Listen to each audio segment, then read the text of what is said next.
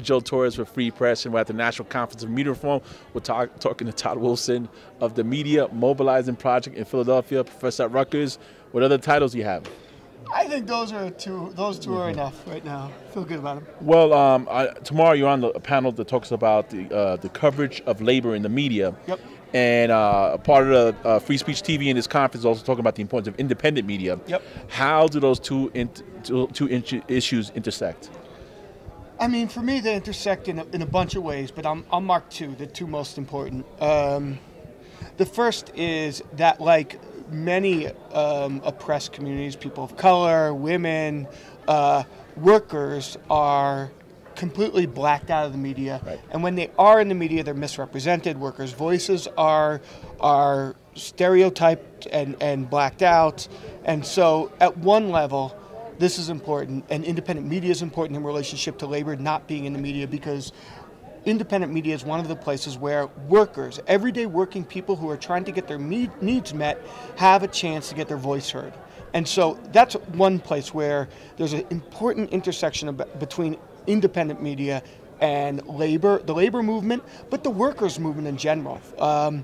The other place is that media reform, the media reform movement that Free Press has been so powerful and important in leading, has not drawn all the allies into the struggle that it can draw. And so the labor movement is the most organized movement of people in this country. It's diminishing, we all know, but it's still the most organized part of the country of people who have a vested interest in a more just media sector. So the other place where I think there's a really strong convergence of interest is arguing that we need to bring labor into our struggles for net neutrality, for just broadband infrastructure, for a fair media ownership laws, for you name it. So how do we do this in a sense? How do we do this when we have an issue with when labor on some of these issues have sided with telecom companies,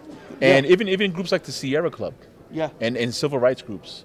So you have these traditional, powerful institutions that are considered the political left or progressive or whatever. I mean, that's how they get categorized, taking positions that are they're ideologically aligned with AT&T. Yeah. And these are powerful financial connections within jobs and financial support.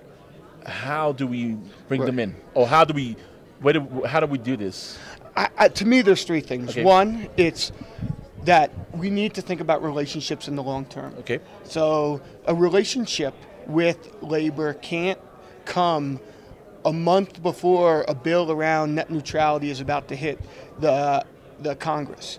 We need to have built long-term relationships where we can look people in the eye and know where they're coming from and why they're coming from, where they're coming from, and do our best to build communities of shared interest. Right. And that takes organizing, it takes a vision and a strategy that's long-term, and it takes people doing the work.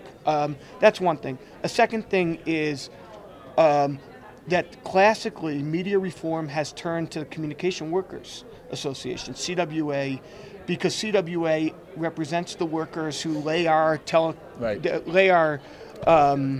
lines when it's broadband, and that's fine. They are part of this. And they're also the newspaper guild too. Exactly, and they're a part of this conversation. Right. But when we really step back, this is much bigger than CWA. This is about how workers are misrepresented. So we should be going after SEIU. We should be going after AFT. We should be going after the AFL-CIO. Right. And we should be building relationships based on the fact that they know that in the media structure, as it's currently configured, they cannot get a fair shake. So they have a vested interest in change. Why don't we finish that? So we got a minute left, but talk about what is how is labor marginalized in the media? What is the typical frame you see and how labor is portrayed?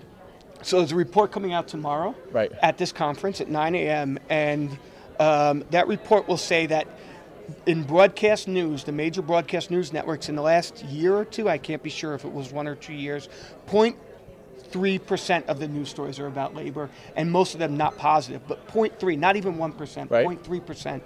And when labor is in the news, there's 3 or 4 classic tropes. Workers are greedy, workers are thugs, unions are lazy, or or newspaper, or we don't look at the bigger kind of structure of a struggle. So we don't look at why a struggle actually emerged. We only look at the fact that workers went on a strike. Not that they went on a strike because they hadn't had a contract for 3 years and they were being forced to take furlough days.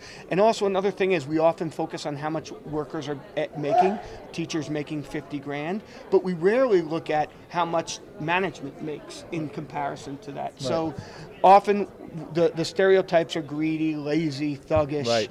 But then there's also just a lack of context. Right. Well, this is great. So this is great. This is when we talk. This is what Todd's going to be talking about at the National Conference of Media Reform on a panel on labor with CWAs on the panel, after SAG, as well as yourself. Yes. And so it's going to be Mike Elk, who writes about labor in these times. So it's going to be a tremendous conversation. And thanks for being here, man. Thank you.